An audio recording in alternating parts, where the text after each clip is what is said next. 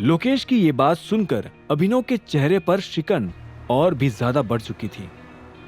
आप पापा को कैसे जानते हो? मैं सब कुछ जानता हूं, लेकिन तुम मुझे कैसे भूल गए? चाचू चाचू कहते थकते नहीं थे बचपन में। लोकेश की बात खत्म होती ही अभिनव शॉक्ड होकर 2 कदम पीछे हो गया। उसके मन में अचानक वो फ्लैशबैक चलने लगा जब वो उसके किसी अंकल के साथ दूसरी गाड़ी में बैठा था और उसके पिता पीछे चल रही तीसरी गाड़ी में आ रहे थे। अगर मैं जिद पर ना हटता तो वो एक्सीडेंट भी नहीं होता। सामने खड़े लोकेश की आंखें नम हो गई थी। अभिनव के मन में अभी भी वो सालों पुराना दृश्य ही चल रहा था जिसमें लोकेश को गोली लगने की वजह से गाड़ी कंट्रोल से बाहर जाकर एक पेड़ से टकरा गई थी और लोकेश तुरंत ही बेहोश हो गया था। अभिनव को भी चोट लग गई थी और उसके सिर से खून निकल रहा था, लेकिन उसे उस वक्त भी अपने पिता की ही चिंता हो रही थी। अब कुछ याद आया टाइगर? लोकेश ने अपने आंसू पोंछते हुए पूछा। और इसी वक्त पुराने हादसे की सोच में खोया हुआ अभिनव भी अपने होश में वापस आया। उसने गहरी सांस ली और धीरे से कहा, हाँ, मुझे याद आ गया। आप ही थे वो आदमी जिन्हें मैं लोकेश चाचू कहकर पुकारता था, और आपकी वजह से आज। Sorry tiger, I am really sorry. I know ये सब मेरी वजह से ही हुआ था। दुनिया कहां से कहां पहुंच गई, लेकिन मैं अभी भी उस रात में फंसा हुआ हूं। मुझे पता है मलाल करने से कुछ नहीं होगा, पर मैं सिवाय मलाल की और कर भी क्या सकता हूं। I am really sorry. Lokesh ने भरी आंखों के साथ अभिनव से यह सब कुछ कहा। अभिनव की आंख से भी एक आंसू निकल आया था। आपने इतने सालों में मुझे एक भी बार ढूंढने की कोशिश क्यों नहीं की? अभिनव ने अपने आप को संभालते हुए पूछा।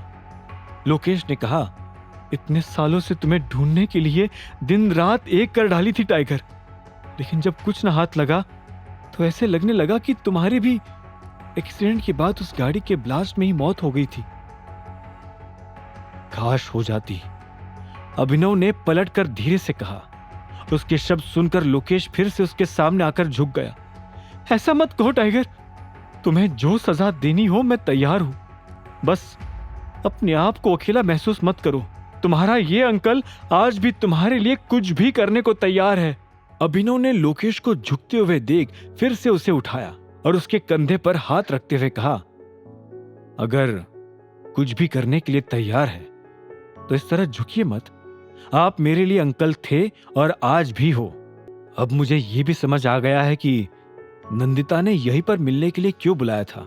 अभिनव ने भी फीकी मुस्कान लाकर कहा, जिस पर लोकेश मुस्कुराकर बोल पड़ा, तुम दोनों बचपन में एक दूसरे के बिना सांस भी नहीं लेते थे। इतने सालों बाद आज अचानक उसने मुझे फोन करके बोला कि टाइगर आ गया है, थिएटर खाली रखना है। मैं भी 1 मिनट के लिए शॉक हो गया था। इसी वक्त थिएटर का गेट अचानक खुल गया। आप दोनों मेरे बिना ही सारी बातचीत कर लोगे क्या? मीठी आवाज में शिकायत करते हुए अलायना अंदर आ गई। उसके चेहरे पर आज अलग सी खुशी नजर आ रही थी। वक्त आने पर यह भी बता दूंगा दोनों को, लेकिन अभी तुम बताओ, क्या स्पेशल न्यूज देने के लिए यहाँ पर बुलाया है? अभिनव ने अलायना की स्माइल नोटिस करते हुए पूछा। वेल, सबसे पहले तो अंकल से तुम्हारा रीयूनियन करवाना चाहती थी, लेकिन तुम दोनों की बातें सुनकर लगता है कि वो ऑलरेडी हो चुका है। तो अब डायरेक्टली दूसरी बात पर आती हूँ। मोंटी कल सुबह ही वापस आ रहा है। अलायना ने अभिनव और लोकेश के नजदीक आकर कहा। यह खबर सुनते ही अभिनव के हाव भाव रूखे पड़ गए। कल ही आ रहा है? वो तो 1-2 महीनों बाद आने वाला था ना? अभिनव ने भौहें ऊपर करते हुए कहा। वो तो मुझे भी नहीं पता, पर तुम अचानक इतने टेंस क्यों हो गए? तुम्हें तो खुश होना चाहिए। उसके कल ही वापिस आने से तुम्हें भी कल ही सारी कंपनीज के ऊपर अपना हक मिल जाएगा, है ना? अलायना ने नोटिस कर लिया था कि ये खबर सुनकर अभिनव खुश नहीं हुआ था, जिससे वो थोड़ा कंफ्यूज भी हो गई थी।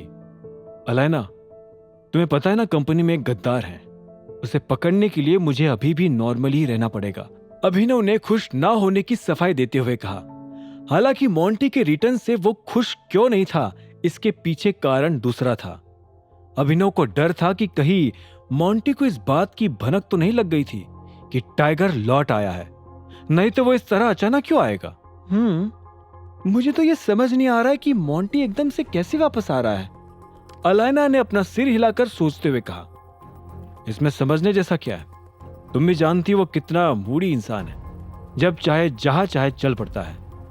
अभिनव ने अलायना के दिमाग में आ रहे डाउट को पहले ही क्लियर कर दिया ताकि उसे बाद में कोई शंका ना हो। तो फिर अब क्या करना है?